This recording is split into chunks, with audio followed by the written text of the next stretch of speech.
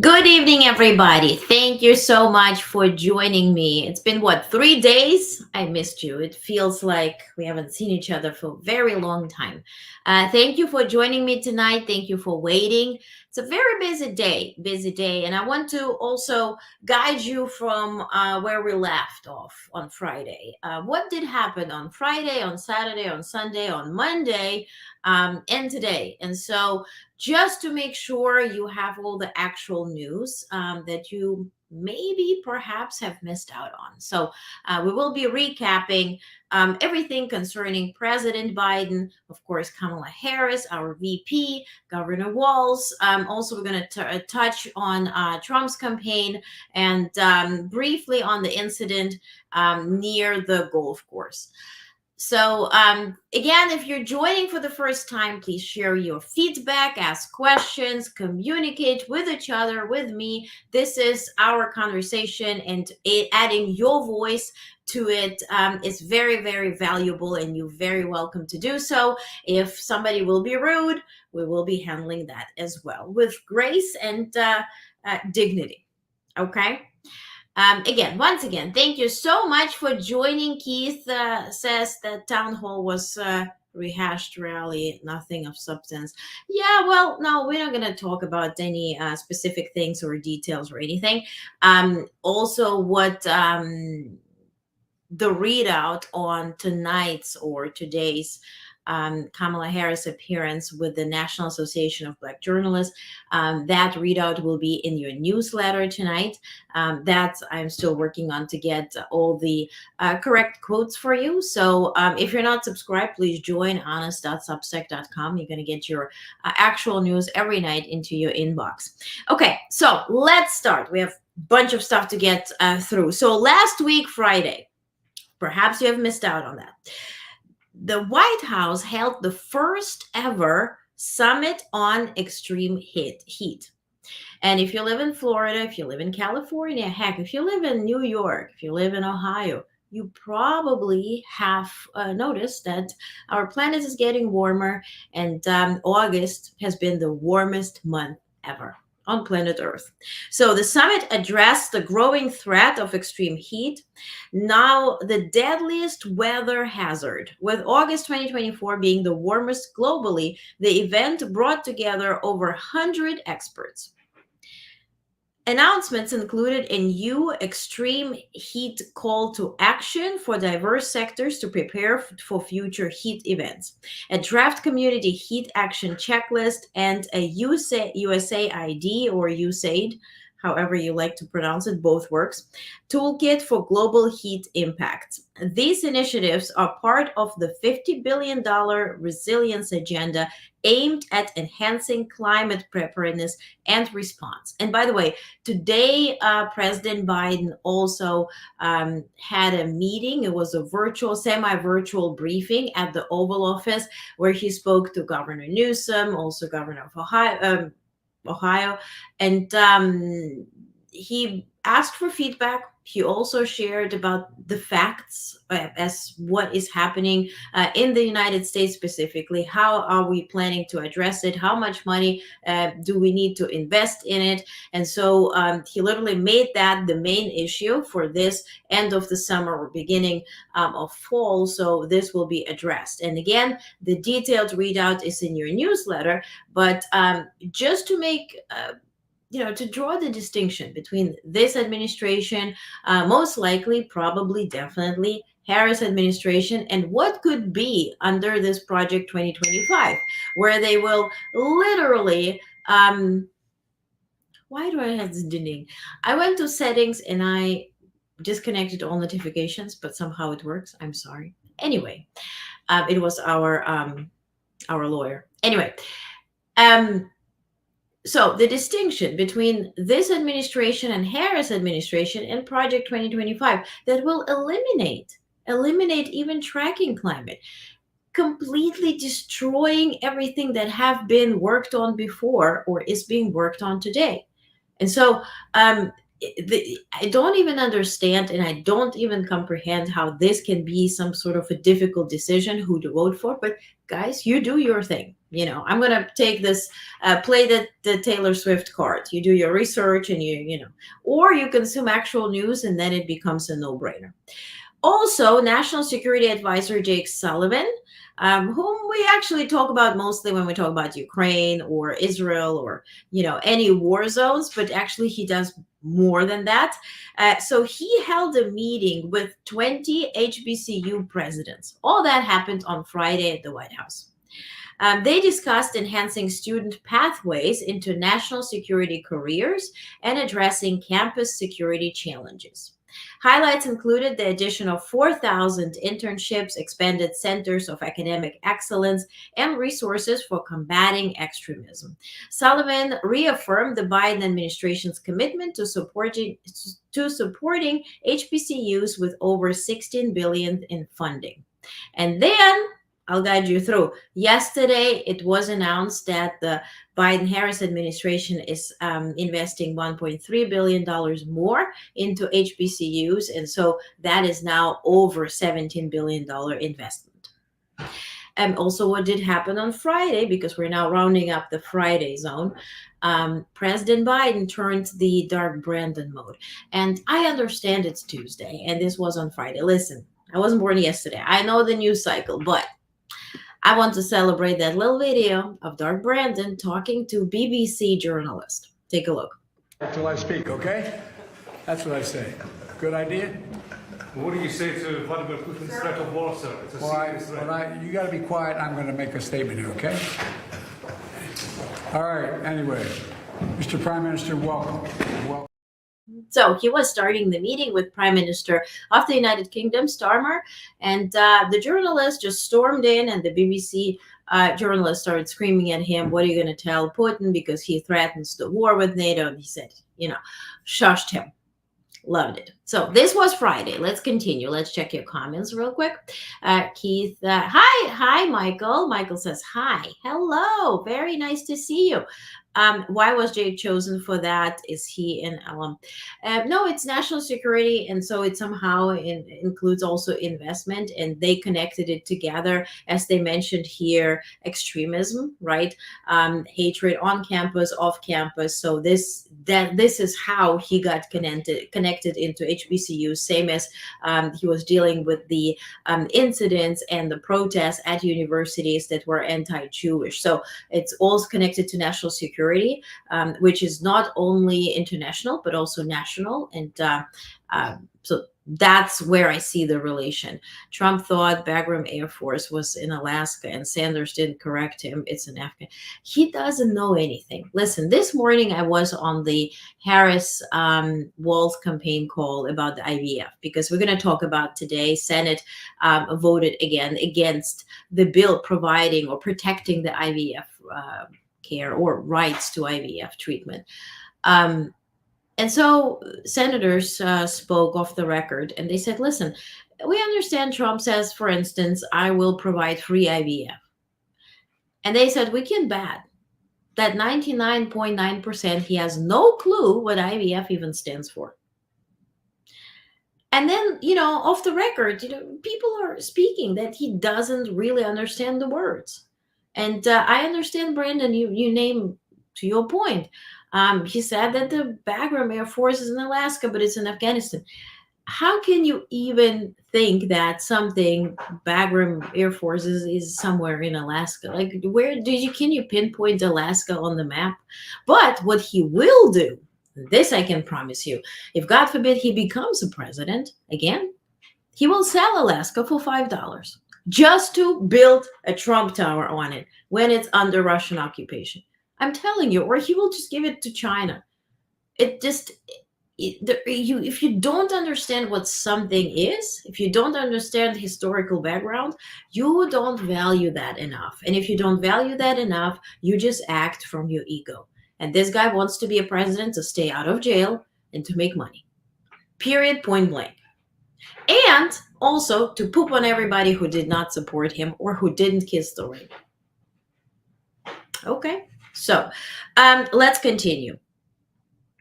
On Saturday, so now we're coming quickly to Saturday, Vice President Harris was at a packed DC fundraiser where she stressed the urgency of the upcoming election, calling it probably the most important election of our time. And now, with less than 50 days to go, she drew a clear contrast between her vision for the future and Trump's record, criticizing his policies on healthcare and reproductive rights.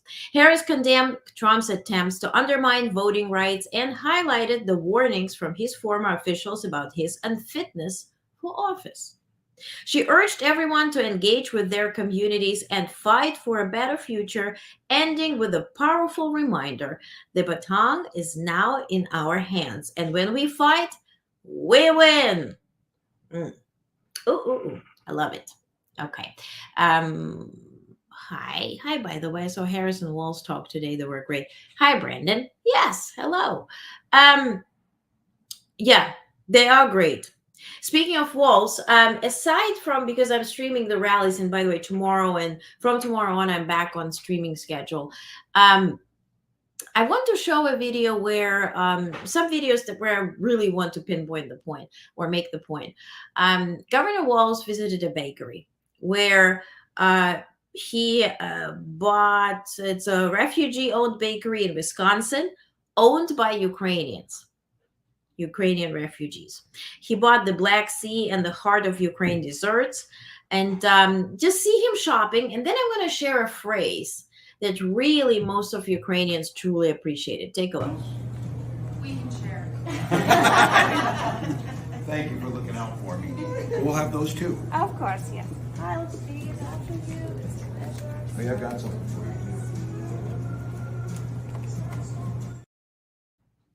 So he gave them tip and everything. And he said, quote, "Vast majority of Americans know that Ukraine needs to win. That's a no-brainer." Ta-da.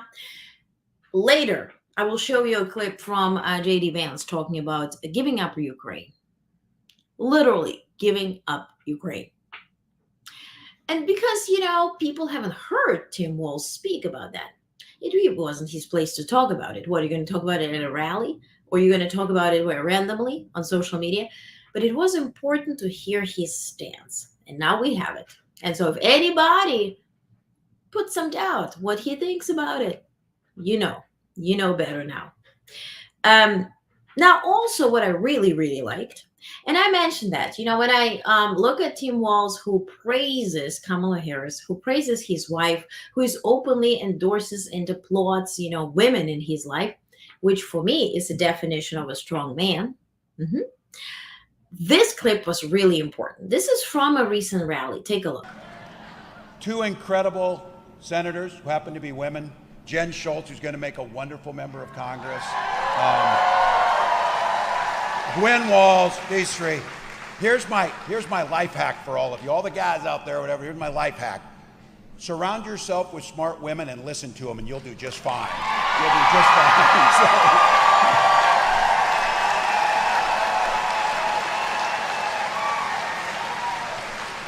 That includes my fellow cat owner, Taylor Swift, too, by the way.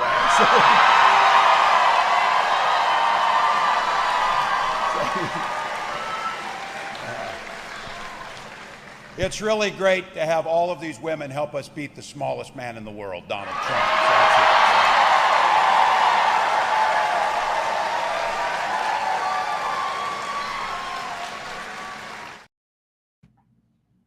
And I don't know about you, but ladies, I'm speaking to you now. If you listen to Taylor Swift's song, "The Smallest Man That Ever Lived," you probably can come up with a few candidates. We all can. But certainly fits for Trump. Very, very much so. Now, this week, Vice President Harris will be back in the battlegrounds for swing across blue wall states. On Tuesday today, Vice President was in Pennsylvania, where she participated in a fireside chat hosted by National Association of Black Journalists in Philadelphia. I will be sharing the exact clip of her, which I think was one of the most important parts, talking about Haitians in Springfield, Ohio, which is very, very important to address the issue, speak frankly, speak openly, and speak about the causes and the consequences of this shit show. Because what Trump is instilling with JD Vance, making that a headline and a clickbait for them just to overshadow Taylor Swift's endorsement and actually Harris and Walz leading in the polls, this will hurt people. This is already hurting people. And we need to put a stop on it. President Biden addressed that yesterday in Philadelphia when he was speaking to HBCUs. I'm going to mention that soon. He addressed that before in the gaggle with the media. Harris addressed that before. Today she addressed it again. But I think we need to, National Guard, whoever, something needs to be activated to put a stop on it. Literally, my mom's friends are calling her and saying, listen, they're not just eating cats and birds and dogs. They're eating babies. Did you know they're boiling babies and the arms are sticking out of those pots? Oh my God. We need to put a stop on it. So for media, please shut the heck up and fact check it. You need to put a stop to it. Because check out this clip from Carlson. Yeah, you know Carlson.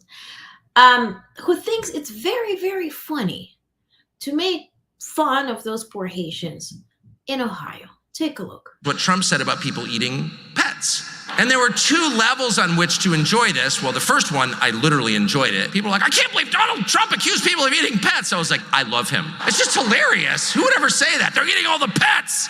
So great. Thank you, Donald Trump. That was awesome. Because first of all, it makes all the right people mad. Like anyone getting red in the face over pet eating. That's not true. That's never happened. No one's ever eaten a pet. Okay. You just outed yourself. You're a liar. So that's the first thing. The second thing is now we're talking about eating pets. And so now that we are, let me just count myself as opposed. Note that if PETA doesn't endorse Trump in the next 24 hours, they're totally fraudulent. I'm serious. People have run for president in this country since the 1780s. Has any presidential candidate ever taken an unequivocal stand against pet eating? None. PETA's been waiting its entire life for this, and they still won't endorse.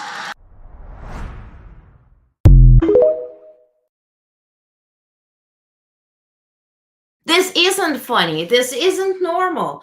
How is this still available on social media?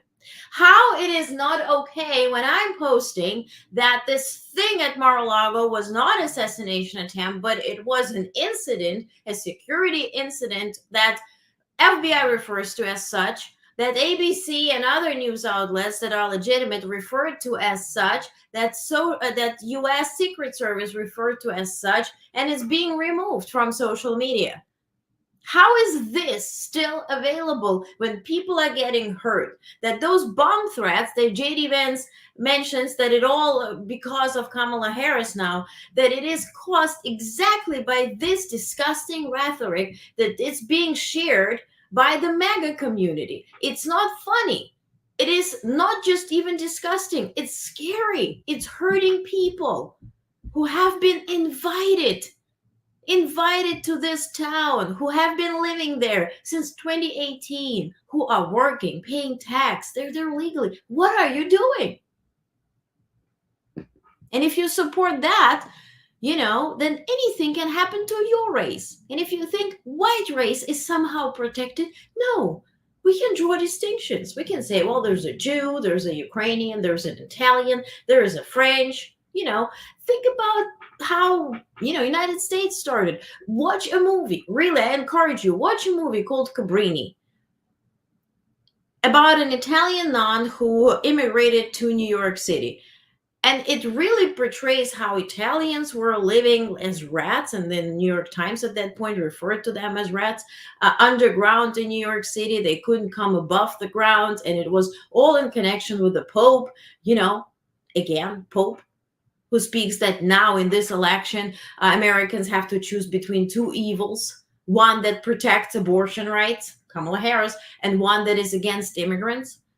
Let's study history, watch some movies that do matter, not just Selling Sunset on Netflix, which I love. They all look like Barbies. But in general, let's educate ourselves and let's see what those talks lead to.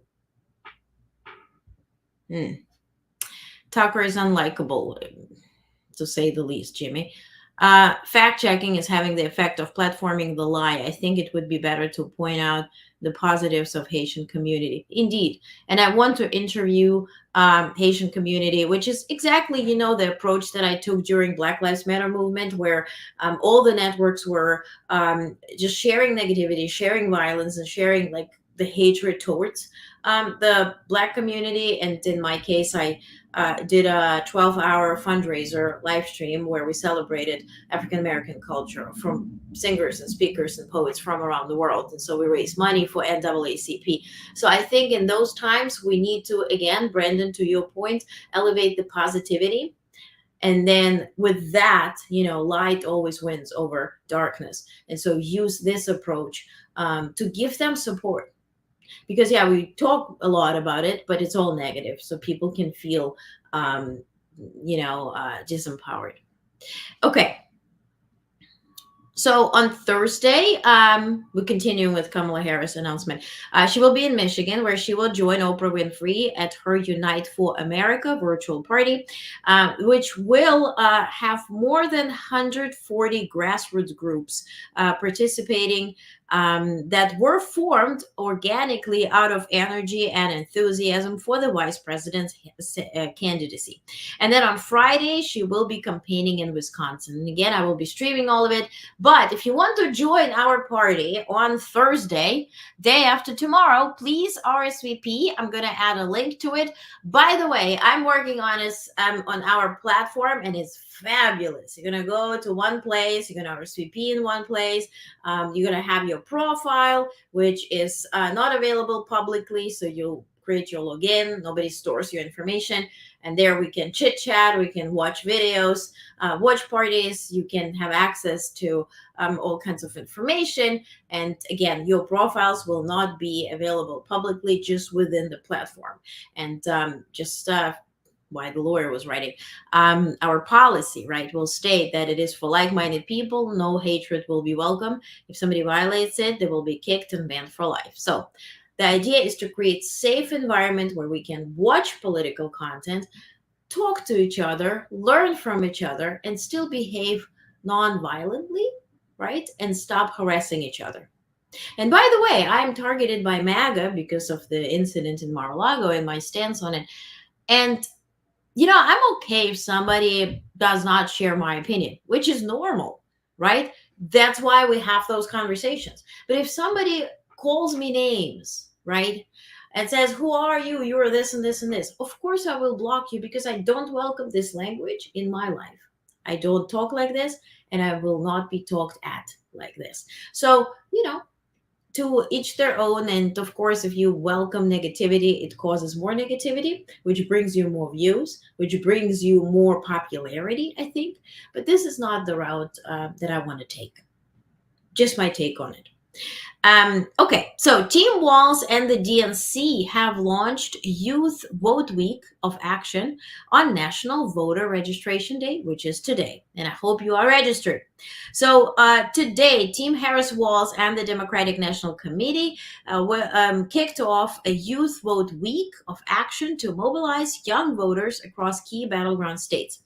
The initiative aims to boost voter registration and ensure that every eligible voter has the opportunity to participate by November 5th. By the way, also check when early voting is available for you. I realized that on election day, I will be probably in DC. So in New York, it's October 26th. I'm already planning on going there that day. So the campaign's efforts will include Governor Tim Walz starting the mobilization with events in Georgia and a rally in North Carolina, while Gwen Walz focuses on voter registration in Nevada. Also, a surrogate blitz on college campuses featuring celebrities and influencers to engage potential voters about the importance of voting and relevant issues. Now, over 130 events designed to register young voters, including activities at basketball and football games and events such as bracelet making. Fancy. Focused outreach at historically black colleges and universities and Hispanic serving institutions to encourage Black and Latino voters with visibility and registration kiosks and campuses. Also, a homepage takeover. Now that's a new take of Revolt, along with other targeted Black media engagement to reach and motivate Black students and young voters. Also, the launch of National Voter Assistance Text Line, offering accessible information in English and Spanish through the DNC's iwillvote.com platform to help voters register and vote for Democrats at all levels. Which is, by the way, very important because today they voted against the IVF. Okay, we're going to talk about it very soon. Now, we are getting to the end of Saturday. Phoenix Awards Gala. So this was organized by Congressional Black Caucus.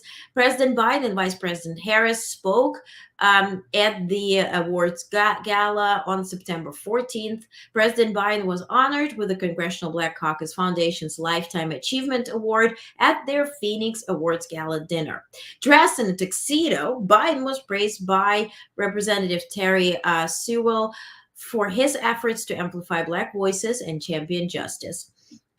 Also, Representative Horsford highlighted Biden's historic nomination of Justice Brown Jackson to Supreme Court. And if you wonder what that tuxedo looked like, here you go. This is President Biden introducing Kamala Harris. So in his speech, Biden expressed gratitude to the Congressional Black Caucus, reflected on his 2020 election victory, and outlined his administration's achievements, including economic recovery and reduced child poverty. He condemned recent attacks on Haitian Americans and paid tribute to pioneering Representative Grisham. Biden also praised his collaboration with former President Obama, Vice President Harris, and House Democratic leader Jeffries. Vice President Harris, introduced by Biden, as you see here, received a super warm welcome, and she spoke about the honor of serving as Biden's vice president. She vowed to fight to protect healthcare access, voting rights, and reproductive rights, and emphasized the importance of the Congressional Black Caucus in driving progress. Her speech was met with enthusiastic cheers from the audience. And by the way, I streamed all of that in full length, so please watch it on our YouTube and Twitter. Let's check your comments real quick. Trump and Vance are using this as gateway to pushing general xenophobic fear. We have to fight back against the foundational idea that immigrants are to be feared. Indeed. Indeed. And listen, Trump's thing is what? Irish? Like, where they come from? Everybody's an immigrant here. That's the first thing you learn when you immigrate to the United States. You're one of immigrants. So reporting this event features 2-hour interview with Oprah. Is that confirmed? I think it's an hour. It's scheduled as an hour. 2, okay, then we either sit for 2 or 1. Really like that, Olga. I love our chat from. Yeah, thank you, Rosie. Thank you. I'm actually testing the chatting feature, so if I'm convinced that I can block words because of our recent experiences, we will do that on Thursday. If not, then we will do it for our debate. By the way, with CBS, I spoke with CBS today to cover their vice presidential debate, so let's see. All right. Sorry you have to deal with all the negativity. I appreciate your honest report. Thank you, Jimmy. I thank you. Thank you. Thank you. Really, truly means a lot. And hearing this from you means a lot because it gets dark sometimes, where they're like tagging FBI in every single comment. I'm like, I'm quoting an FBI. What are you talking about? Just because you don't hear what you want to hear and it pisses you off openly? I mean, okay. If you go outside and it's raining and you want sunshine, what are you going to do?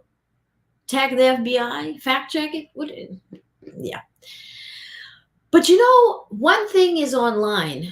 But as I mentioned, my relatives, my friends are speaking to people and they're like wholeheartedly are worried about like Trump and what happens and Haitians. And I'm like, how can you explain anything? I think we're beyond that point of explanation. Also, when I'm in DC, and I was in DC very recently, you would not believe how many reporters said that they will take a break from communicating with me because I am very straightforward. And they're like, we admire your straightforwardness, we admire your decision, but we're going to take a break. And after the election, we're going to resume based on how the election plays out. I'm like, understood. To each their own, you know, dignity is not for sale in my case. All right. So, what I mentioned yesterday, right before we arrived in Philadelphia for President Biden's speech, it was announced that Biden-Harris administration announced a record $1.3 billion investment in HBCUs. So, those are federal investments that bring the total federal commitment to over 17 billion for the fiscal year 2021 through 2024. So it's not a one chunk of money, it's over 3 years. The funding aims to bolster economic mobility, support STEM education, and enhance research and development at HBCUs. The new investments include grants for research capacity, direct student support, and infrastructure improvements. The administration's efforts reflect a broader commitment to advancing racial equity, educational excellence, and economic opportunity through the HBCUs. And so here are some pictures of President Biden yesterday in Pennsylvania delivering the speech. By the way, he looked fabulous. Please tell me he looked great. He was energetic. He spoke for 30 minutes. It was entertaining. It was funny at some point. People were laughing and crying and hugging and taking selfies. And really, it was just, he was welcomed as a family member. And was my comment, and those fabulous pictures are by our photographer Norman, who will be presenting more pictures, and we're working on some exciting projects for you guys where you can download things, make posters out of it with him, and so also for the CBS debate. So I'm very, very, very grateful for this partnership. So at the 2024 National HBCU Conference Week in Philadelphia, Biden was warmly received and praised for his record supporting the Black community. He addressed recent security concerns regarding Donald Trump and then spoke about the importance of historically Black colleges and universities, highlighting his administration's $17 billion investment in them. Biden condemned attacks on the DEI initiatives and misinformation about Haitians. And he praised HBCUs for their role in advancing economic mobility and producing Black professionals. He received a standing ovation when discussing scholarships and his running mate, Kamala Harris. The event concluded with Biden engaging in photo lines with HBCU presidents and honor students, encouraging them to be inclusive and make a positive impact. And by the way, he shared this story where his father told him, stand for... how was it? I rephrase it. Stand for inclusion, right? Or stand for what's right. And then his mother interrupted and said, no, spread it. So he delivered a 30-minute speech after he flew to Delaware. He visited the house. I think they're preparing for that big reception this weekend in Delaware on Saturday, where he's welcoming the leader of Japan, India, and Australia to his home, or Delaware. It says Delaware. And so Wilmington, Delaware, but I think they will be near home, in the home. We'll find the details soon.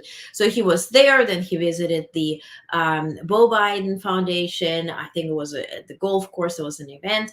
And then he flew to Philadelphia, delivered the speech. Then he went to the overflow room, delivered another speech. And then he talked to students, talked to presidents, took multiple pictures, flew back to White House. Then walking to the White House from the Marine One, he spoke to reporters. He said he called Trump. Trump didn't pick up. Later, we were informed that he did speak to Trump. It was a cordial, very brief conversation. Same as today, Kamala Harris also called Trump, and it was a cordial, brief conversation. And then he issued 4 proclamations and kept working through the night. So, to all those who were advocating for passing torches and, somebody's too tired, maybe you're too tired. He's living his best life. Good for him. Yeah.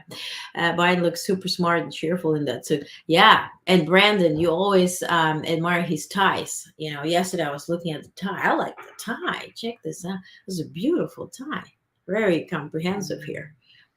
Okay. So let's talk about the IVF rights now. Tuesday, today, Senate voted on the Right to IVF Act, a bill aimed to at protecting access in IVF services and making these treatments more affordable. The proposed legislation sought to enshrine the right to receive and offer IVF services, despite Democrats' efforts to emphasize the contrast between Republican opposition and former President Donald Trump's alleged support of IVF. Remember, he said, IVF for everybody. We're going to make it free. We're going to make it free. Didn't place any single call per Congress people today on that Harris Walz campaign call. Didn't place any call encouraging them to vote in favor. But a week ago, he called every single person in Congress asking not to pass the budget and to close down the government. But yesterday and today, he was in no meeting, not to be found. Nobody's advocating for IVF. He doesn't know what IVF stands for, I believe. I gladly stay corrected, but didn't do anything for it.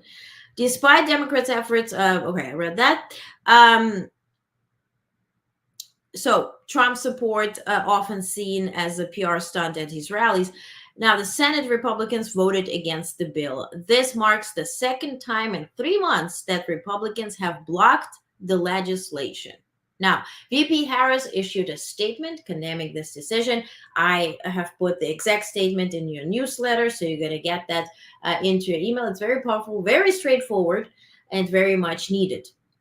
Now, on economy, which is really interesting and important. Again, the very detailed, longer version is featured in your newsletter tonight. But in August 2024, transportation reduced inflation by 8.1% for the first time since July 2023, thanks to lower prices for most transportation goods. I even have some receipts. Here you go.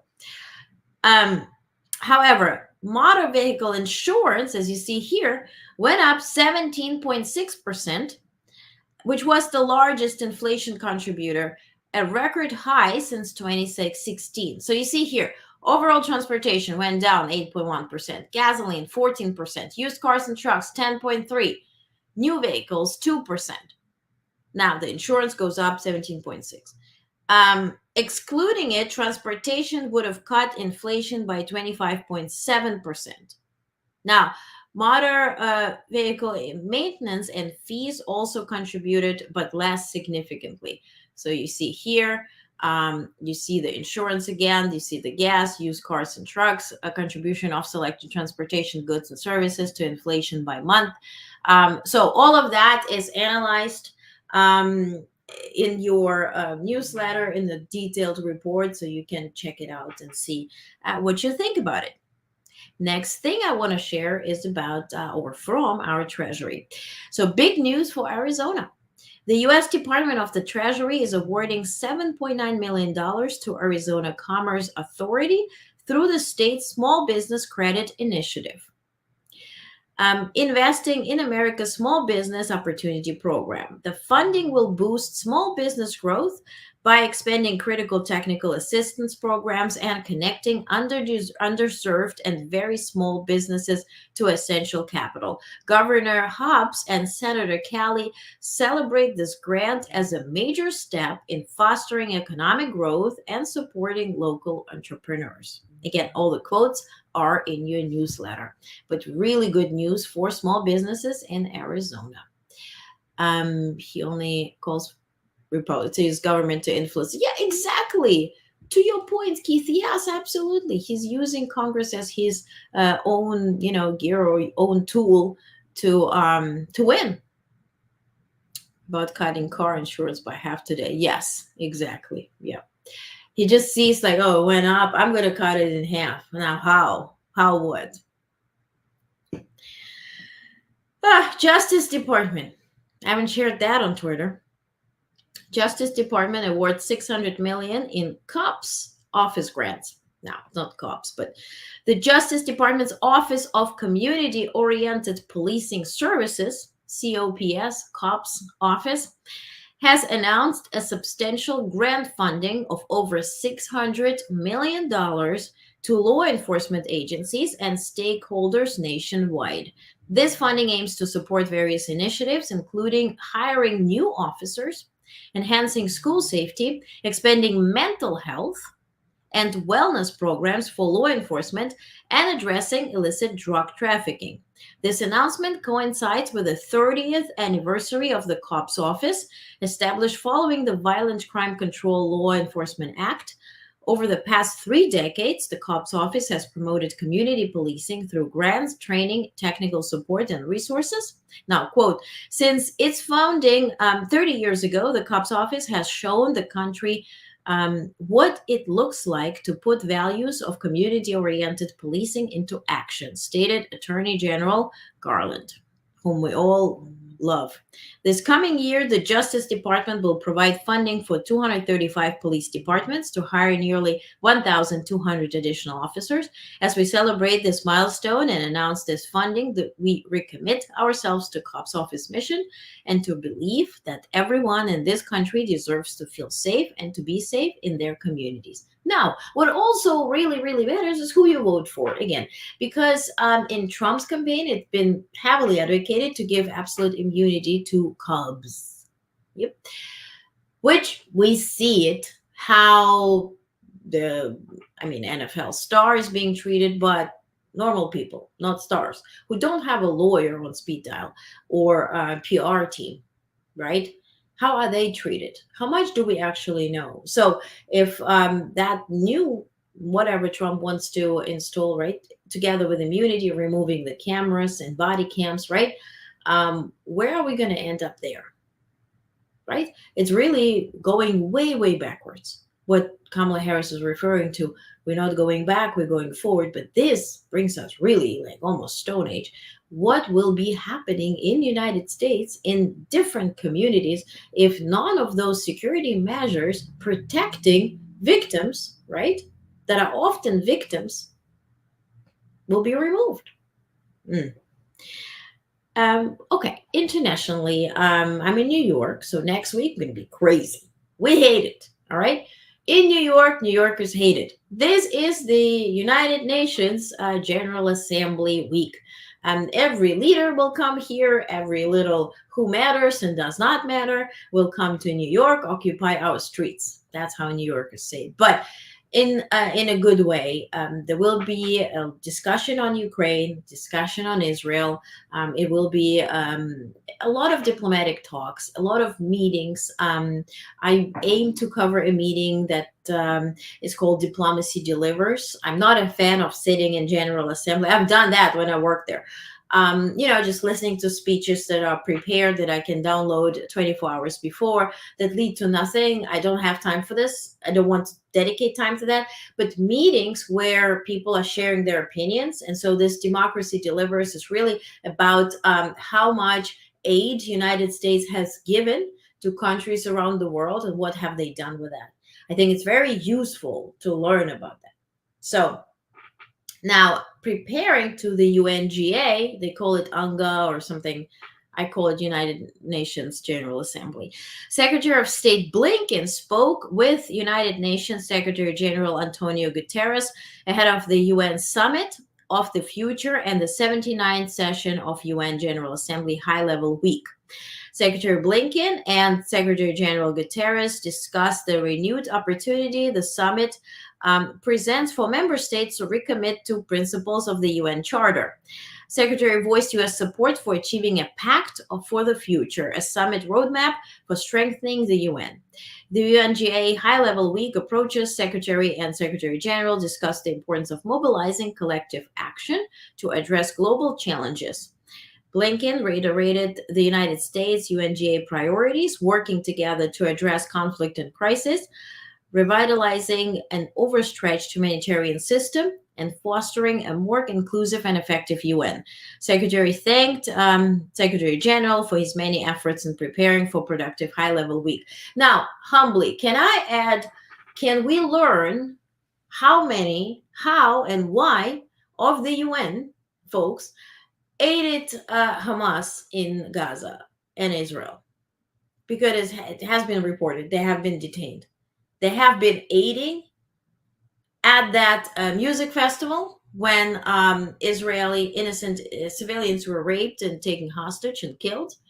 They have been aiding in Gaza as well, pretending to be doctors, pretending to deliver aid. Can we have an exact report on that?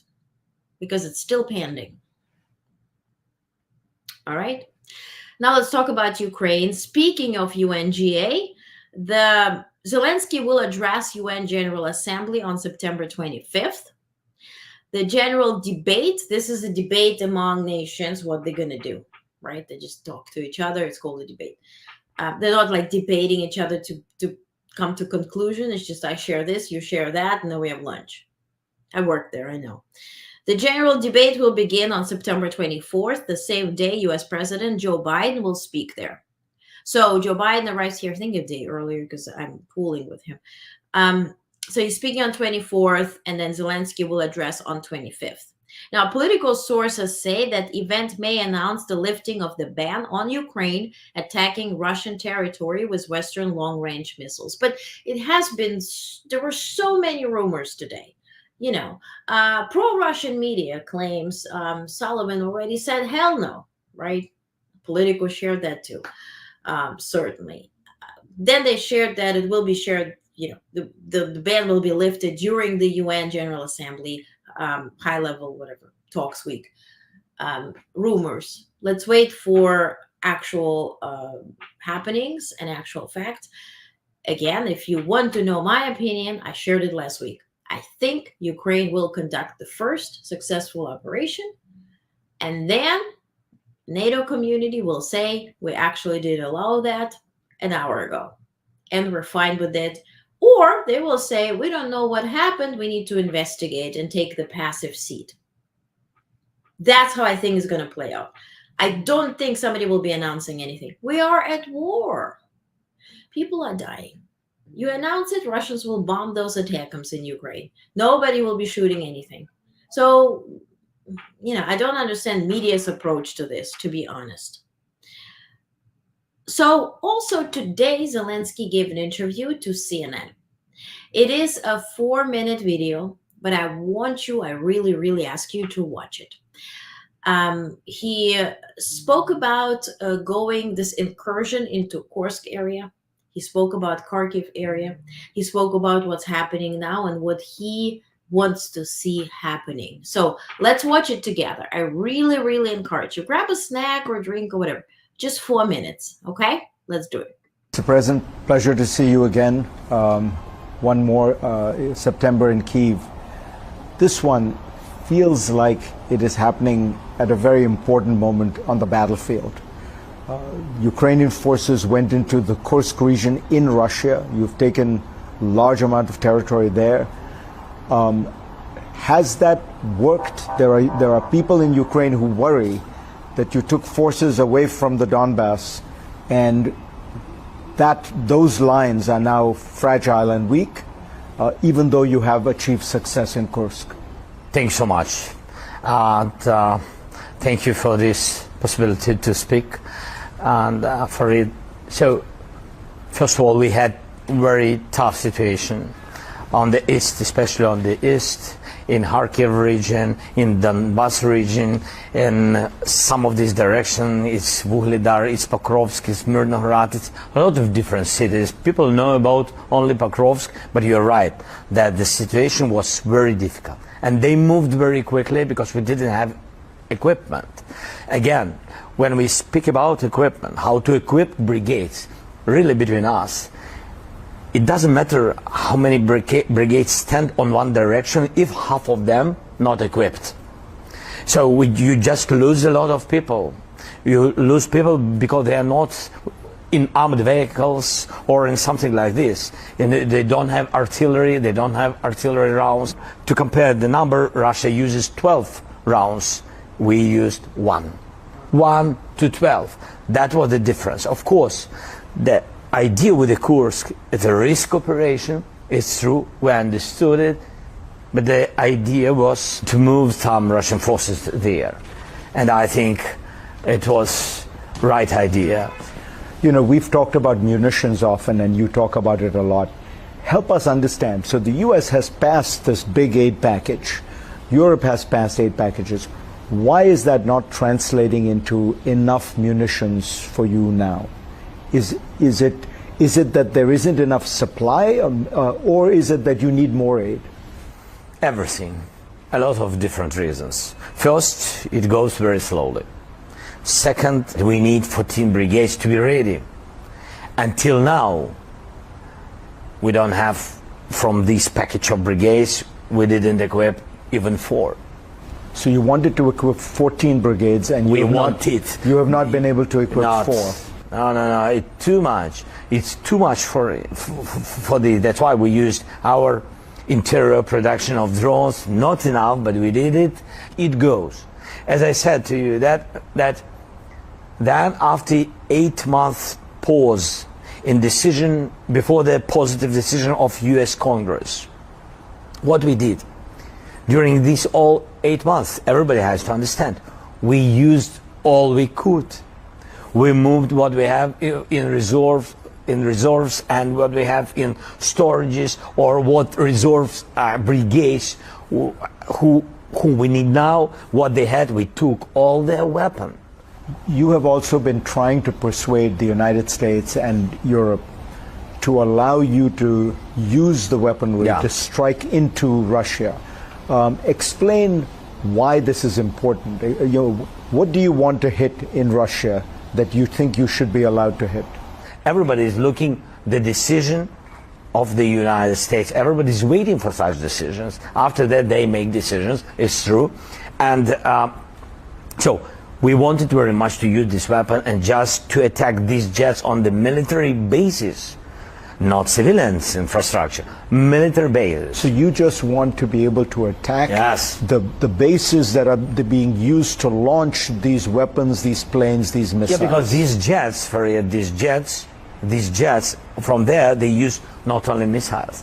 They use these jets, and jets used per month 4,000 guided aerial bombs just on the east of our territory. 4,000 bombs. And these bombs and missiles are hitting Ukrainian civilians, schools, energies, universities, all our energy infrastructure. They destroyed 80%.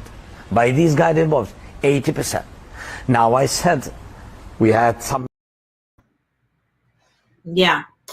I just got a message from Press Secretary Karine Jean-Pierre. She shared that President Biden will travel to New York City to participate in the 79th session of United Nations General Assembly on September 23rd to 25th. So see, we together figured it out. In addition to addressing the General Assembly on September 24th, President Biden will meet with world leaders to discuss cooperation in tackling threats to international peace and security, advancing global prosperity, and protecting human rights. So how timely was that? That was good. And what was good is this video that Zelensky shared. And I'm really happy that they let him speak. They sat down and let him speak. I've seen some confusion on aid. So can you clarify, please, that U.S. aid is military weaponry, not U.S. cash? Okay, gladly. So first things, what Zelensky was speaking about is the slow transfer. That when something is announced and something has arrived and something has been in use, are 3 different dates. So let's take it back. When the Congress allocated $60+ billion for Ukraine, what it did, and I'm covering also Pentagon, and I will present very detailed Air Force updates, right? And things where you can see the receipts of what I'm going to tell you now. When Congress allocates money for Ukraine, what it does, 98% of it goes to USAID, right? USID or USAID. And they're purchasing, or other organizations, don't quote me, there are several. And they're purchasing, with that money, they're purchasing old equipment from the Pentagon. So Pentagon sells F-16s, right? money comes to Pentagon. Pentagon places orders with Boeing, with Lockheed Martin for new, let's say, airplanes, F-35s, F-35s with AI, right? That's what my reports will be based on. And you will see what, like, you can literally account for all the money that the 98% has been allocated to Ukraine. You can account it. You will see it in the receipts in terms of the orders placed for different goods or different military equipment for Pentagon. So what it does essentially, and the rest is given to Ukraine as humanitarian aid, as like ambulance vehicles, medical support, also food and things like that. But mostly what the money goes to is to, so to speak, replenish old stock at Pentagon and to replace it with new military equipment. So, which is done very smart, right? Because before the war with Russia, or before Russia invaded Ukraine fully, and before this land lease with Ukraine started, Pentagon was not really investing into replenishing the stockpiles or creating new mechanism and things, right? It was more into the research, as much as also within the NATO. The countries were not spending much on renewing the military equipment or any updating, right? Updating any planes, missile bomb, and all that kind of stuff. So what Ukrainian stuff did is really renewed pretty much this industry, because the new orders for F-35s and things like that are placed. Will be delivered to Pentagon, and Pentagon is selling the old stuff to Ukraine. And by old stuff, I mean, it still works, right? It's all good. But that's what the money is really used to. So 98%, between 96 and 98, it really stays within, within the U.S. budget, right? It doesn't go to Ukraine. So for that reason, when somebody says that Zelensky is buying houses or keeping the cash in his pocket or whatever, all of that is not true. Also, when it comes to humanitarian aid or medical aid or any kind of aid that goes to Ukraine, there is representatives from USAID or USAID, right? Both works, whatever you call it. And that office operates in the US consulate in Kiev, right? The US embassy to Ukraine, within the same house. And I know it for sure. I will not tell you the reasons, but they operate from the same spot, and they decide where this aid goes to. And they go to Kharkiv, and they go to different places, and they see what is being purchased. So they oversee the purchase, right, with the US money, and how it's being delivered. Now, what Zelensky has been talking about is the delay. Like, for instance, it's been announced Ukraine is getting 5 Patriot systems, but Kharkiv still has none. And so we speak to friends and family members, but also those at the front lines, and they're raising money, right, with like the Buy Me Coffee thing and Patreon and all that kind of stuff, and PayPal, because they're running out of equipment. They don't have rounds. They don't have, anything to defend themselves with, although many things have been announced. And so for that reason, right, Ukrainians start blaming U.S. as to, oh, Biden, talks the talk, but doesn't walk the walk, because we don't feel this aid. We don't see it. We can't physically use it. So those delays, why are those delays happening, right? It could be multiple reasons. It could be reasons that, of course, let's say U.S. is saying that we are sending Patriot systems, or we're sending, XYZ number of F-16s. They're not located in the U.S. You're not physically, maybe some point, but not generally. You don't put them on a ship and you start shipping it to Ukraine. Those F-16s are stationed in different military bases, which could be in Germany, in Poland, in Hungary, Romania, It could be in different spots, right? So for that reason, US is allocating those F-16s, and they're making their way, let's say, from Germany to Ukraine, which is, of course, much shorter way than across the ocean in the US, right? So then they have to go through customs. They have to go through Poland, right? Any protest, the farmers are protesting in Poland. So all of that is causing delays. Perhaps there are misunderstanding with the partners that are going through Europe. Also, usually what it has been in the first years in the war is that when something is announced, it's been delivered at that point, right? So for that reason, when media goes, oh, Biden, remember the story, I think about a year ago or more, Biden is not going to give Patriot systems to Ukraine. Biden is not going to give Patriot systems to Ukraine. Biden is not going to, Biden was waiting to announce it, that he's giving the Patriot system to Ukraine when it was there, right? So it's been announced, and it was already crossing the border from Poland into Ukraine. So usually when you hear in the media something pressing Biden administration to do, they're not announcing it because they're waiting for this to be executed and announce it at the last point so Russia can't violate it, right? So also within the NATO, within the EU, you have those actors like, let's say, Erdogan in Turkey, who is really pro-Russian, but he kind of needs NATO too, and NATO needs his military too, because Turkish military is quite strong. Then in European Union, you have the Hungary or the Orban, who's also vetoing many decisions. So all that can cause delays. Then within Ukraine, what I see, what I don't like, but what I see is a lot of military aid is stationed in Kiev to protect Kiev. I do understand it's the capital, but also Kiev is kind of living at some point some sort of a lifestyle as to I see like new restaurant openings and stuff like that, which is kind of like if you're from Kharkiv, you look at it and you're like, are we living in a different universe? Of course, it's not everywhere. And I'm glad that people can find, some life, right, within the war. But Kiev is being protected with a lot of systems, and Kharkiv is not.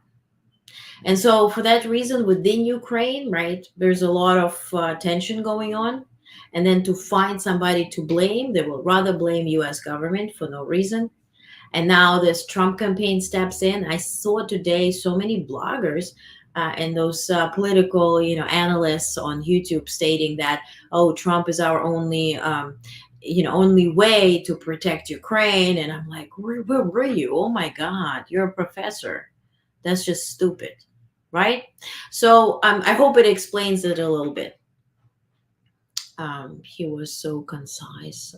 Yeah, Zelensky, we need to manufacture more Patriot systems for the world. Yeah, and also like today at this conference, it was announced that they're preparing like equivalent to F-35s that can be mass produced at high speed. So all of that, the industry has really renewed itself almost for the past 2-3 years. So for that reason, whatever happened in Ukraine has caused benefit, as difficult as it is for me to say, but certainly the world has adjusted to it. I think it's so important because people have argued the spending is wasteful and we don't benefit. Can I suggest you clip the segment, post for social media? I will do. Yeah, thank you. I will do. I need this video content. I'm trying to do the TikToks and I feel old. It's like, but anyway, I will. Also, Russian President Vladimir Putin yesterday, he issued a whole order. I do understand Russian, so I read it. It's true. He has announced a significant increase in the size of the Russian army, adding 180,000 personnel to bring the total number to 2,389,130 people. According to decree issued by Russian leader, 1,500,000 of these individuals are active servicemen. Prior to full-scale invasion of Ukraine, the Russian army's numbers were just above 1 million. So now it's about 2.5. Speaking of Russian, Elon Musk, remember he posted this video of Zelensky? Not a video, a picture. It was a meme. When it's been 5 minutes and you haven't asked for $1 billion in aid. And so on the right is a protocol. I don't know why it's so muggy here. But the meme that was posted by Elon Musk mocking Zelensky and Ukraine was apparently created by Russia's social design agency. And so, in that decree that was posted right next to it, in the research posted by a specific company, I'll share more in the newsletter. Not today, tomorrow, because I need more research on that. They have names, Lisa something.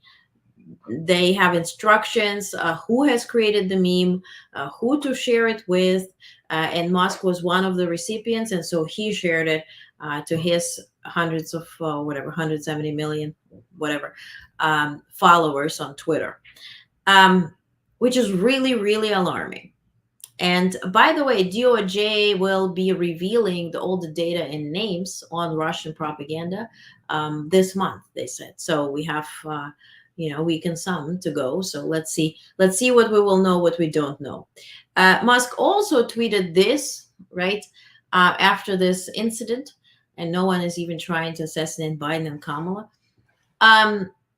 Which just, I know that you can't ban the owner of a platform from the platform, but can we just take a seat and not share it? Or when we share it, to put not just a fact check, but a warning? To the point where you put this picture and put a warning, right? This is a violent speech that should not be replicated. This should not be consumed by people who are, can be affected or can feel anxious reading such and such. Let's put a warning, like in the movies, right? Don't watch it because here will be harassment and drugs and whatever, violence. Put a warning on it. We need to put warning labels. Instead of breaking news, let's put warnings. Because this stuff is not funny, it's dangerous. He then deleted it, by the way, because he's expecting the visit of certain agencies. By the way, this guy, the leader of this libertarian party, you can read it for yourself. I don't want to voice it. So this guy got a visit from the FBI, and then he started filming FBI agents laughing at what they're making, and you're going to waste your $100 an hour. I calculated that's what you make.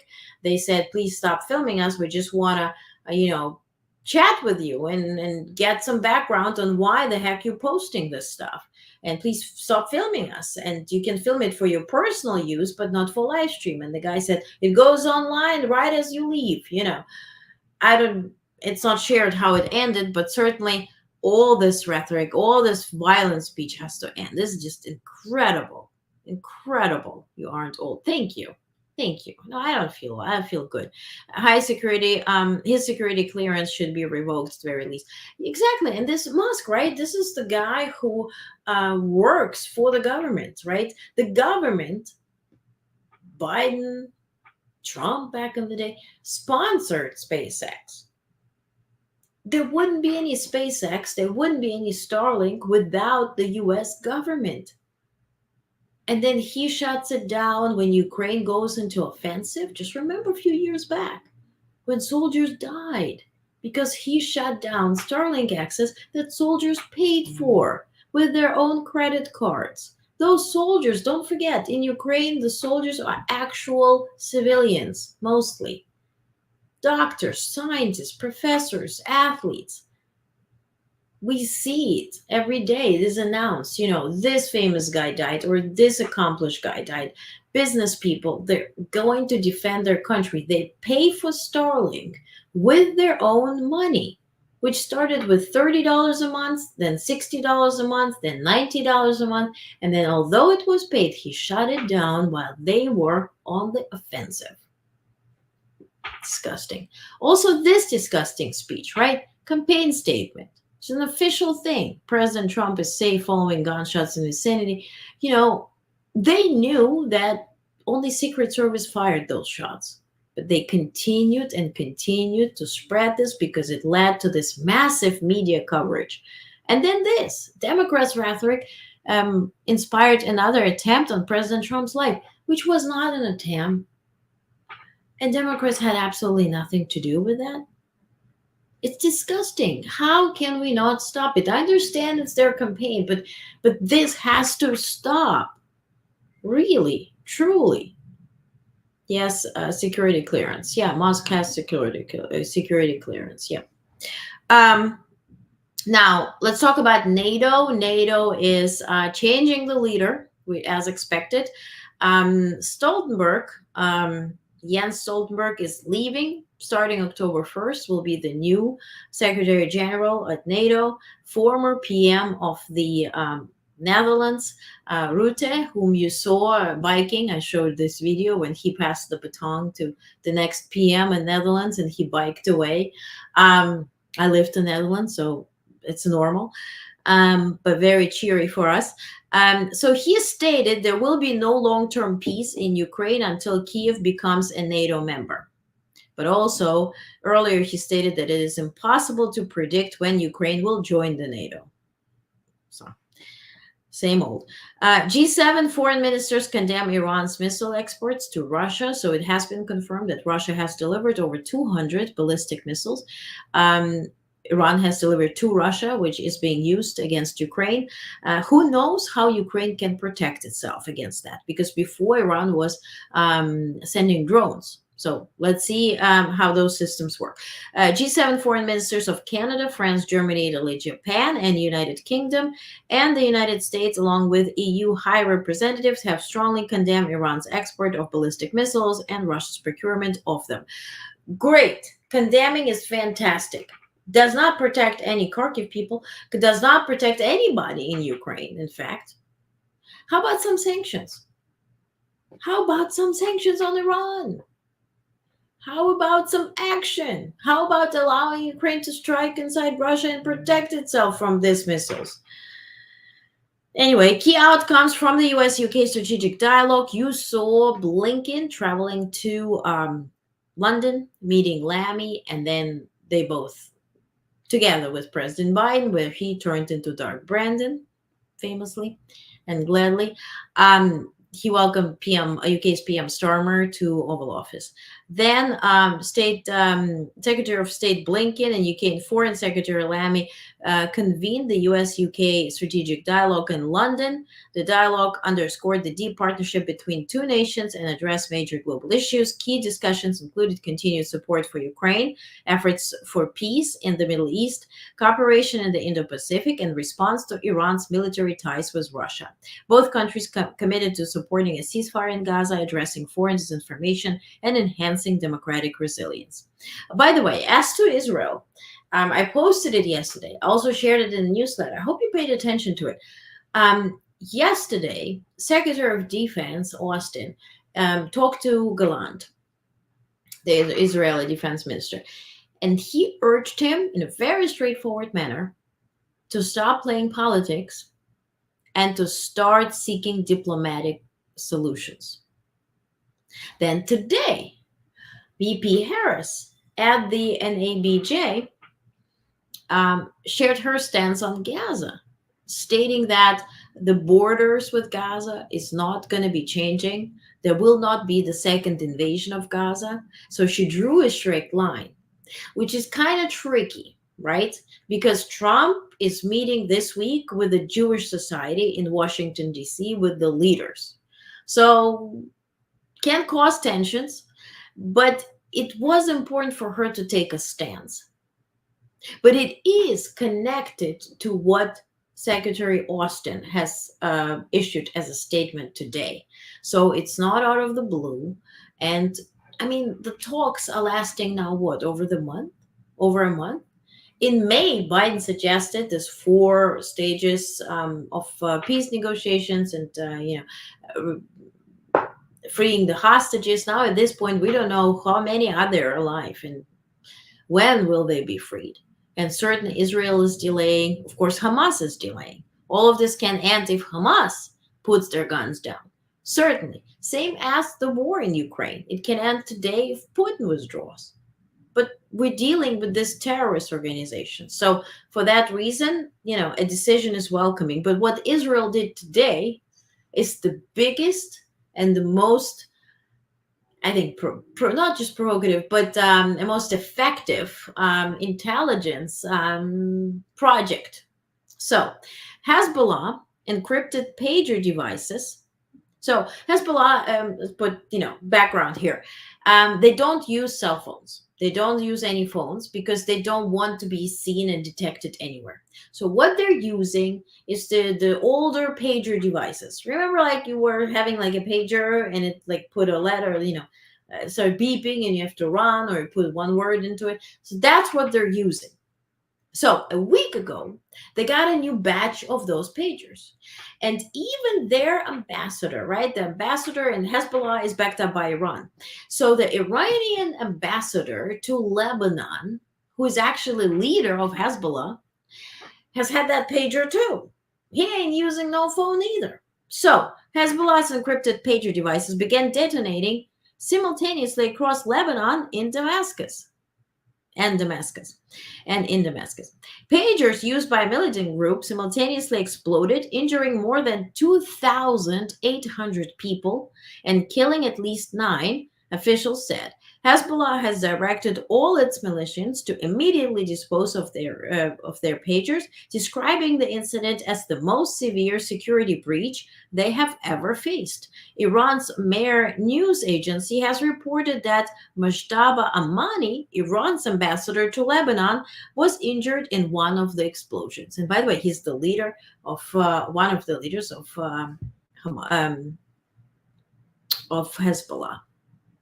So there are many, many videos of people losing limbs and like stomachs exploding, depending where they attach that pager. A lot of pictures, a lot of videos. I spare it. I'm not going to share it, but believe me, it's bloody. Kamala seemed performing a balancing act to avoid scuttling negotiations, but I felt there was hidden meaning in the words that weren't spoken. Indeed. Yeah, I thought pages were long gone. I remember having one. Yeah, but for them, it's one thing, they can't do Bluetooth, they can't do Wi-Fi, they can't do internet or cell service. They have to be hiding. So pagers are those things. Now, Venezuela, Secretary of State Blinken spoke today with the Venezuelan Democratic opposition leaders, Gonzalez and Machado today. Remember, they won but officially lost in Venezuela, and then they were said to be prosecuted by Maduro, so they escaped to Spain seeking political asylum. So Secretary Blinken commended their courage and commitment to democratic principles in the face of brutal repression and adversity. Secretary assured the United States would continue to champion a return to democratic freedoms in Venezuela, strive to ensure the will of Venezuelan voters is respected, and hold Nicolas Maduro and his representatives accountable for their actions. My only question is how? It's been over a month. How? How are you going to do it? Sanctions? Anything? Venezuela is backed up by Russia, real good, real proper. So sanctions, please, anything. Let's talk about that incident near the Trump thing, golf course. Let me play first a clip of the United States Secret Service talking about the details, and I'm going to read out the latest FBI statement. The agent, who was visually sweeping the area of the sixth screen, saw the subject armed with what he perceived to be a rifle and immediately discharged his firearm. The subject, who did not have line of sight to the former president, fled the scene. He did not fire or get off any shots at our agent. With reports of gunfire, the former president's close protection detail immediately evacuated the president to a safe location. The protective methodologies of the Secret Service were effective yesterday. So, Hawaii man faces federal charges after incident at Trump International Golf Club. Ryan Wesley Roth, a 58-year-old resident of Hawaii, has been charged with federal firearms offenses following an incident at Trump International Golf Club in West Palm Beach on September 15th. The charges include possession of a firearm by a convicted felon and possession of a firearm with an obliterated serial number. Ruth appeared before Judge McCabe at the federal courthouse in West Palm Beach, and detention hearing is scheduled for September 23rd. The investigation is ongoing. The criminal complaint details that a Secret Service agent patrolling the golf course perimeter spotted what appeared to be a rifle sticking out of the tree line. After the agent discharged their service weapon toward the rifle, witness observed Ruth fleeing in the scene. He was subsequently apprehended by officers from the Martin County Sheriff's Office in cooperation with Palm Beach County Sheriff's Office. Authorities found a loaded SKS-style rifle with its serial number removed, a digital camera, a backpack, and a bag of food in the area from which Ruth had fled. Ruth, who had prior felony convictions in North Carolina in 2002 and 2010, is facing serious federal charges. The FBI is leading the investigation with assistance from Bureau of Alcohol, Tobacco, and Firearms and Explosives and the U.S. Secret Service. The U.S. Attorney's Office for the Southern District of Florida, along with Justice Department's Counterterrorism Section, is handling the prosecution for this case. Done. Vice President Harris called for former President Trump this afternoon to speak with him directly to express that she's grateful he's safe. It was a cordial and brief conversation. Yesterday, President Biden did the same. First, he couldn't reach him, and then he reached him, and he expressed his gratitude that that Trump is safe and unharmed. But let's talk about what can cause people to freak out. Here's Trump, by the way, talking about immigrants in a certain way. This all aside from the security breach incident at Mar-a-Lago golf course. We're moving on. All right. So moving on, this rhetoric is not helping anybody. Take a listen. The Democrats say, please don't call them animals. They're humans. I said, no, they're not humans. They're not humans. They're animals. Immigrants are animals. Democrats tell me not to call them animals, but I think they're animals. Fantastic. May I say we collectively care about you. You do the good work for goodness for everyone. Oh, thank you, thank you, thank you. I'm still processing the irony that the person prosecuting this incident is a foreign-born Haitian immigrant placed in office by Biden. Yeah. I mean, it is a security breach, and so that's how FBI refers to it. Incident near Mar-a-Lago golf course. Good. That's how we will refer to it, according to United States Secret Service and the FBI. If they were referring to it differently, we would be referring to it differently.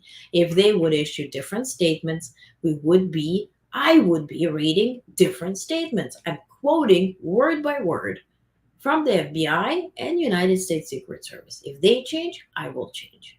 Right? Okay. Now let's talk about Vance, because see, we're nearing this debate, the vice presidential debate, and he gave an interview recently. Let me play you first a clip about hypocrisy. Let's see if you can spot the hypocrisy here. I asked President Trump this when I interviewed him a couple of weeks ago, and I said that I thought that the most challenging part of your campaign was the women vote. Yeah, sure. How are you guys going to win over the women vote? I mean, Taylor Swift just came out last night. I saw that. Endorsed Kamala.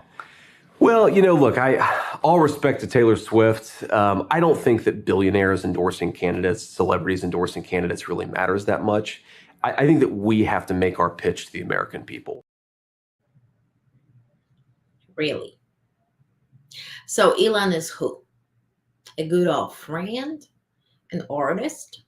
Or who's that?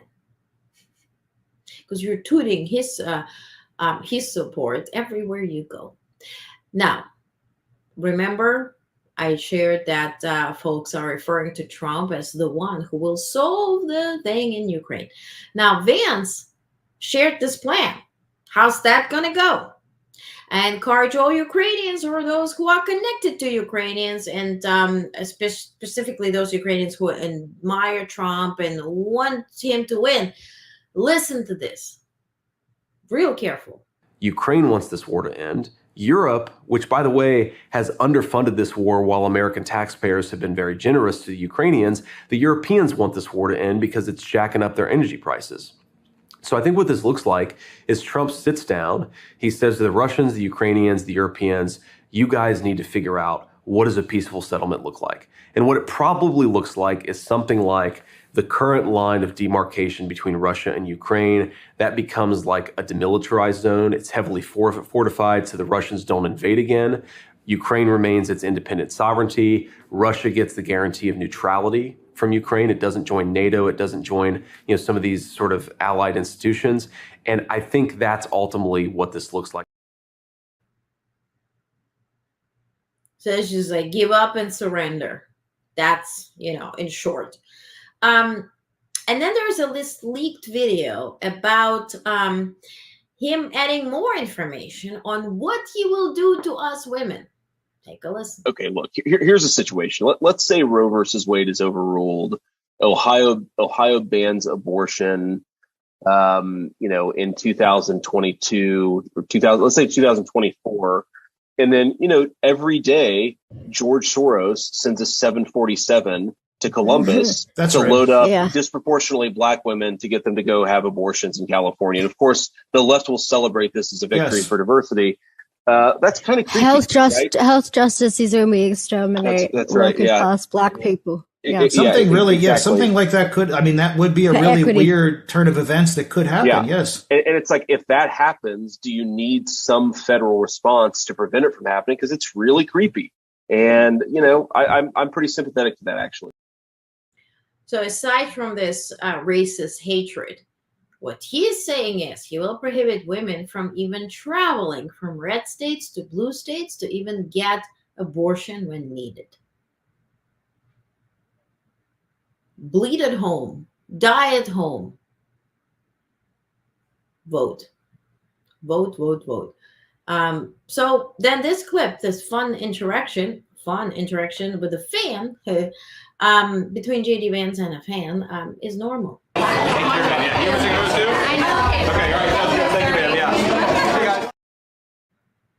You're from Ohio. What the shirt are you wearing? God damn it. So, people don't like him. It's mutual. And he just has to stop doing all this mess. Now, if you think this is messy or debates are messy here, I'm not sure if you have seen the clip from Brazilian debate where some crazy stuff happened. Take a look. Chaos broke out on a stage in Brazil after a Sao Paulo mayoral candidate hit one of his opponents with a metal chair during a live debate. Former TV presenter Jose Luis da Tana hit Pablo Marcal after he brought up a sexual harassment allegation against da Tana. Da Tana previously denied the 2019 claim, and it was withdrawn. Marcal, a far-right influencer who has previously provoked other candidates during his campaign, said da Tana wasn't man enough to hit him during a previous debate. A gente quer saber que você é arregão. Você atravessou o debate esses dias para me dar tapa e falou que você queria ter feito. Você não é homem nem para fazer isso. Você não é homem. Vai. Da Tana then picked up his chair and smashed it into Marcal, getting himself expelled from the debate and sending Marcal to the hospital, which said he suffered trauma to his chest and right wrist. In statements, da Tana insisted he made a mistake, but did not regret his actions. And Marcal's team vowed to take legal action.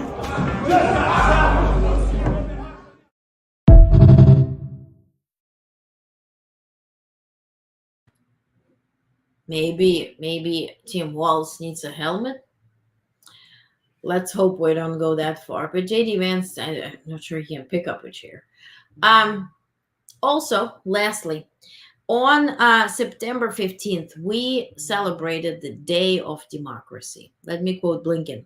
On that International Day of Democracy, we celebrate democracy as the single most powerful tool for unleashing human potential and delivering results for people everywhere, and underscoring our commitment to safeguarding and accelerating democratic renewal around the globe.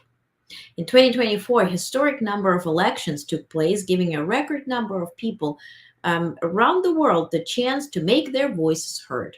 Ensuring all citizens could participate in those elections strengthened democracies and ensured they were better able to find innovative solutions to the challenges we faced. The United States continued to support free and fair elections, fought corruption, protected human rights, and promoted inclusive governance. We called on all governments to join us in these efforts and commended the reformers working tirelessly around the globe to advance democratic progress. So, and today is the National Voter Registration Day. So, if you haven't yet, go to iwillvote.com and register. Find more information. They have this help with texting. They will text you how to do things. If you can find this out, check when you're going to do it. Vote early. If you need to mail it in, but be aware because this election really matters. And some MAGA troll was asking me, so Miss Reporter, who do you want to vote for? You don't want us to vote for. Vote who, for the next president in your eyes. And I hope you have your eyes and they're clear and your vision is clear. It's 2020. Okay, so be wise, but mostly register and vote. No vote is the vote towards the candidate you don't support. Just remember that. On that note, I think that is for me. Please RSVP in your newsletters, by the way. Let me to that. So onest.substack.com. That's where you get your newsletters. Sign up. There's a free option. There's an option to support. If you decide to support, I'm very grateful for you. Really, really grateful. But you can choose free option. Get your newsletter. Get your actual news. Read them. If you want to share a portion, you can mark it, share it on social media. Whatever we need to spread actual news. It's not about me. It's not about Onest Network. It's about actual news. You need to know them. Others need to know them because we're so blinded. We're so carefully planted in this echo chamber of he said, she said, right? And all this made up stuff that we need to be keeping our hats on a swivel. It's really, really important. Okay, consume real news, not broken news. There's breaking news or broken news most often. So be really, really careful. And then Thursday, we're meeting for the watch party to watch Kamala Harris and Oprah Winfrey together at this virtual event. It will start at 8 p.m. Eastern. And then on October 1st, we will have a virtual watch party for the VP debate, of course, featuring Governor Walz and J.D. Vance. So RSVP is required to protect us and be in a safe environment. Please go and, please go and join us. It's $5 a month. Yes, thank you, Danielle. It's $5 a month. The newsletter thing. All right. Thank you for joining me. I will see you tomorrow at 8 p.m. I need your input. So I was invited to cover Second Gentleman in New York City at 2 events tomorrow, and I applied. And then I emailed 4 times, and somehow they don't want to see me there. Tag them. If you want me to cover this, tag them. I'm not sure why, what is happening, but Harris campaign, really? Weird. But I'm looking forward to cover it, and hopefully I will. But I'm a bit confused with this, must say. All right. I hate J.D. Vance getting a platform. He doesn't deserve being on that stage, but he will be schooled by a coach. Listen, coach knows how to handle those, douchebags. I'm sorry, but I don't think it's a secret. So he will be handling him really, really well. Honestly, that's what I believe. But listen, let's hope everybody survives. Let's hope we get useful, truthful information from this debate. That's all we're looking for. Cover the news. I will. Thank you. So, okay, we're going to see each other 8 p.m. Eastern tomorrow. And I'm also gonna, by the way, the second gentleman's last event is at 7:30 p.m.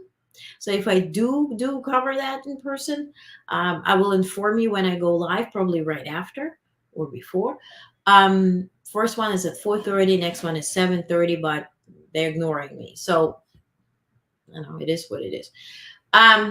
get there. No, you can't really get there and storm. I'm not that type of person, but we'll see. We'll see. I don't understand what's happening, but we will cover more than enough tomorrow. So I also will be streaming Kamala Harris event tomorrow and some other stuff as well. And tonight I'm going to send you your newsletter right away. So thank you so much for joining me. Stay safe, stay sane, be kind to one another and to yourself mostly. So when you feel you're overwhelmed, shut down the news. Don't read anything. This is your wealth, right? And your healthy well-being is the most important asset that you have. Okay. Have a good night. Thank you for joining me. See you tomorrow.